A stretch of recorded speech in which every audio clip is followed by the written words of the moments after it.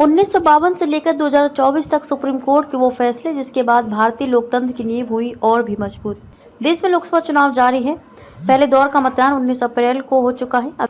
अभी 6 चरण का मतदान बाकी है। इस बीच सुप्रीम कोर्ट ने गुरुवार को 100% ईवीएम वीवीपीएटी सत्यापन की याचिका पर फैसला सुरक्षित रखा।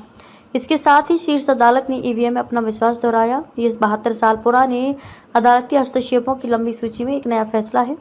सुप्रीम कोर्ट के कई फैसलों ने आज़ादी के बाद से देश में हुए चुनाव से जुड़े फैसलों के जरिए भारत के लोकतंत्र को आकार और समृद्ध किया है। धनंजय महापात्रा ऐसे ही ऐतिहासिक निर्णयों के बारे में बता रहे हैं। साल 1952 पहले आम चुनाव से कुछ महीने पहले जनवरी 1952 में सुप्रीम कोर्ट ने पोन्नुस्वामी मामले में फैसला सुनाया था। इसमें शीर्ष अदालत ने कहा कि संविधान के अनुच्छेद 329 में चुनाव शब्द चुनाव को बुलाने वाली अधिसूचना जारी करने के साथ शुरू होने वाली पूरी चुनावी प्रक्रिया को दर्शाता है।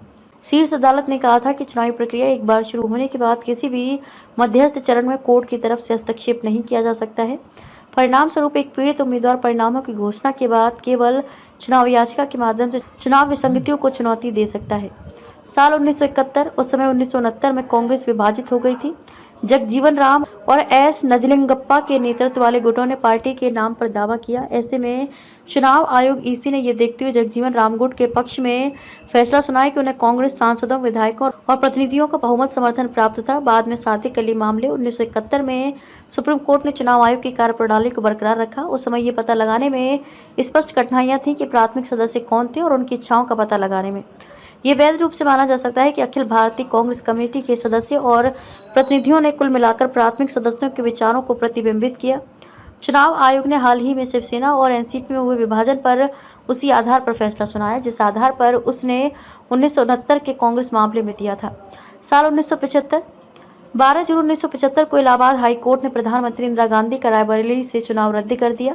इसके बाद आपातकाल की घोषणा हो गई। सुप्रीम कोर्ट में पीएम के अपील के लंबित रहने के दौरान संसद ने चुनाव कानून संशोधन अधिनियम 1975 पारित किया। इससे लोक प्रतिनिधित्व आरपी अधिनियम के कई प्रावधानों को बदल दिया गया। संसद ने 39वां संवैधानिक संशोधन अधिनियम भी बनाया जिसमें अदालतों को पीएम और स्पीकर के चुनावों की जांच करने से रोक दिया गया। नवंबर 1975 में सुप्रीम कोर्ट ने इंदिरा के चुनाव को बरकरार रखा लेकिन 39वें संशोधन अधिनियम को आंशिक रूप से रद्द कर दिया। उसने अदालतों को पीएम और स्पीकर के खिलाफ चुनाव याचिकाओं पर विचार करने से रोक दिया। सुप्रीम कोर्ट की संविधान पीठ ने सर्वसम्मति से फैसला सुनाया कि सीईसी और ईसी का चयन 3 सदस्यीय पैनल द्वारा किया जाएगा। इसमें पीएम, विपक्ष के नेता और सीजेआई शामिल होंगे। बाद में वर्ष में सरकार ने सीईसी, ईसी की नियुक्ति पर एक अधिनियम पारित किया। इसमें सीजेआई के स्थान पर केंद्रीय कैबिनेट मंत्री को नियुक्त किया गया। 12 जनवरी 2024 को सुप्रीम कोर्ट ने नए कानून पर रोक लगाने से इनकार कर दिया। कोर्ट ने मार्च में 2 ईसी के चयन में हस्तक्षेप करने से इनकार कर दिया। हालांकि उसने नियुक्तियां करने में की गई जल्दबाजी के लिए सरकार को फटकार लगाई थी। 15 फरवरी 2024 को सीजेआई डीवाई चंद्रचूड़ की अगुवाई वाली 5 जजों की पीठ ने राजनीतिक डोनर की पहचान गुप्त रखने वाली चुनावी बॉन्ड योजना को असंवैधानिक और अनुच्छेद 19 के भाग के 1 के तहत मतदाताओं की सूचना के अधिकार का उल्लंघन बताते हुए रद्द कर दिया। चुनावी फंडिंग के एक तरीके के रूप में चुनावी बॉन्ड 2017 में पेश किए गए थे। भारतीय स्टेट बैंक के फैसले और अदालत के बाद के सख्त निर्देशों के कारण इलेक्टोरल बॉन्ड डेटा सार्वजनिक डोमेन में आ गया।